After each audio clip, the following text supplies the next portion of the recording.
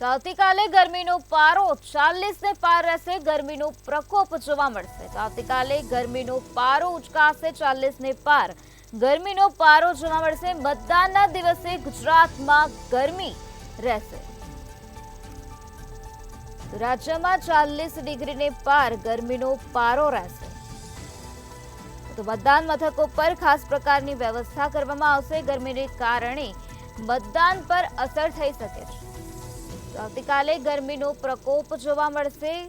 રાજ્યમાં ગરમીનો પારો 40 ડિગ્રીને પાર રહેશે તેવી સંભાવના છે। ત્યારે મતદાનના દિવસે ગુજરાતમાં ગરમીનો પ્રકોપ જોવા મળશે અને આ ગરમીના પ્રકોપને કારણે તેની સીધી અસર મતદાન પર થઈ શકે છે। મતદાન મથકો પર ખાસ પ્રકારની વ્યવસ્થાનું આયોજન કરવામાં આવશે। ગરમીનો પારો 40 ને પાર રહેતા મતદાન મથકો પર ખાસ વ્યવસ્થા કરવામાં આવશે અને આ સાથે ગરમીને કારણે મતદાન પર તેની સીધી અસર થઈ શકે છે।